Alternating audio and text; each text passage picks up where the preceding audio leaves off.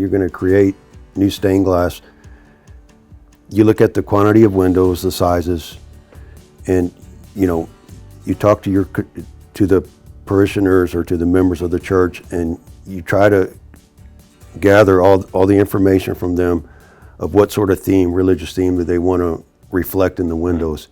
And so that's how we mostly develop, a theme for the stained glass windows. For example, we'll go like from the Old Testament to the New Testament. Things like, start off with the creation, and maybe end with with Moses and the burning bush, and then start the New Testament with the Nativity, something like that, and end it with the resurrection or the ascension. So that's what we try to do. We try to represent the church and reflect that in the theme of the stained glass windows.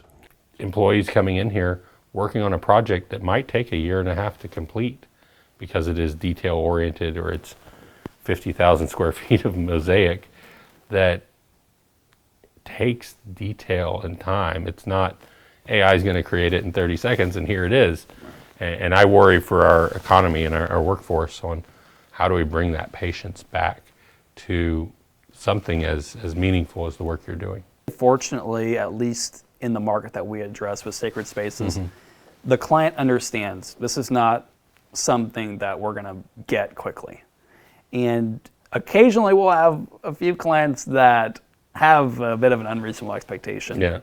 And it is what it is. That's sort of on our part. That's our job to manage that and try to make sure they understand what's realistic in accordance with what most studios can do, and also in accordance with what our current backflow is. Stained glass is really, really, really much more heavily than people realize constricted in a design sense, because there are it's an architectural art. So you first have to build a structurally sound window. Right. We have to build a design that is structurally sound, and you have things like the size of the panels. The window has to be reinforced, and that has to be designed into the design. And it's not anything that anybody would look at the window and say, oh yeah, I see how they did that.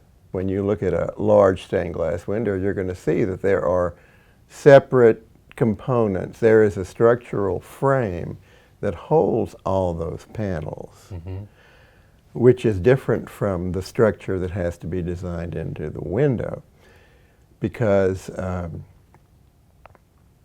it's heavy. It's glass and lead, you know. So you have to devise a way to keep the window from bowing under its own weight or sinking and all that. So there are the rebars that are applied to the window. You may have seen some of that. Yeah. And those attach behind the framework, and what they do is they transfer some of the weight to the frame and also strengthen the window. But that's not what people look at when they see a stained glass window, but it's there.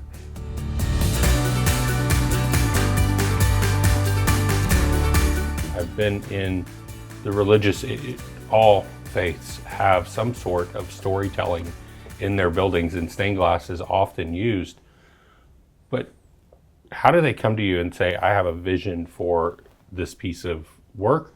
Or is it a lot of restoration from these churches and buildings that already exist? Well, it's all kind of different and unique, and it's tailored sort of specifically to the congregation. So, for example, there was a church and I don't know if I'm pronouncing the town right, I believe it's Houston, and I believe that the name of it is Our Lady of the Holy Rosary. Well, this church blew up from a natural gas explosion, and one of their parishioners perished because of that. So now they're building a new church. So back in, I think about 18 years ago, Hurricane Rita came through Beaumont and Port Arthur, and practically destroyed St. Mary's Catholic Church in Port Arthur. So I was approached by the Diocese of Beaumont if I wanted to buy their stained glass windows. So they were taking bids on it. And I was fortunate enough to get the stained glass windows, and the theme of those windows were the mysteries of the Rosary. Oh, wow. So at that time, you know, there were 3 mysteries of the Rosary. We didn't have the luminous yet. So you know, I made a deal with the diocese. They have what they call a chattels, which is, you know, an agreement. It's like a deed almost. And I bought the stained glass windows and I held them for 18 years. You know, I stored them for 18 years. And then when Our Lady of the Holy Rosary called us and they were entertaining a bid from us for some stained glass windows in their sacred spaces. A flash bulb lit up in my head, and I looked at Adrian and, you know, my son, and I said, please suggest the mysteries of the rosaries to them. You know, and they're beautiful windows. They're Munich style and they're beautiful. You know, they're just beautifully done. And so he sent some pictures to one of the committee members, and she just fell in love with them. She just, I mean, it spoke to her, you know, and it was just almost clear sailing from then on to, you know, to get the commission, you know. So now we have to create the luminous mysteries to blend in with the existing mysteries, you know. So, that gave me great satisfaction in the fact that there was one disaster in Port Arthur from a hurricane. Yeah, no, take your time. It comes full circle. Yeah. What a beautiful piece, though, to be able to capture it in the moment and have a reason for it, but not knowing that reason. Yeah. And I had people, you know, they wanted to break the set apart and, oh, I just want the resurrection. I said, no. I said, I'm going to keep it together.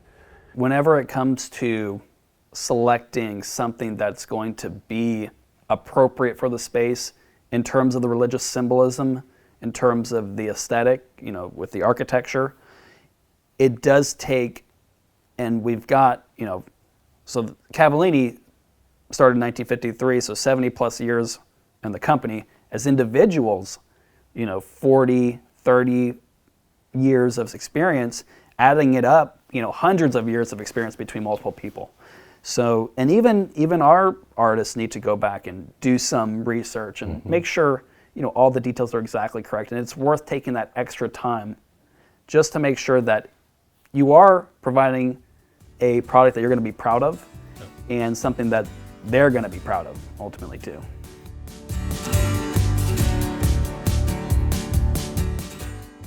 How do you do that in the old craftsman ways that you're making windows today? You're designing them. I compare that to how we do design work on cars or on modern things.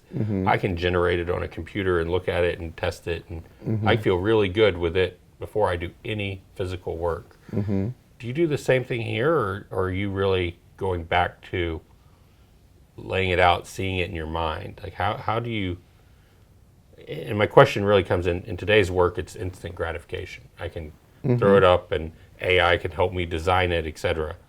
But I don't think that, I didn't see any of that in your workshop. Oh, I know there's definitely a place for all of that.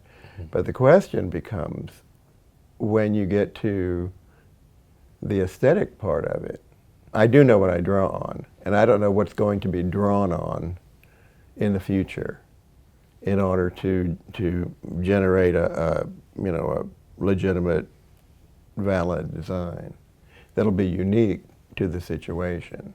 Because that's our strong point, is that we cater everything to the specifics of the situation with the church, the committee, the minister, the building, all of that comes into my process in terms of what you present.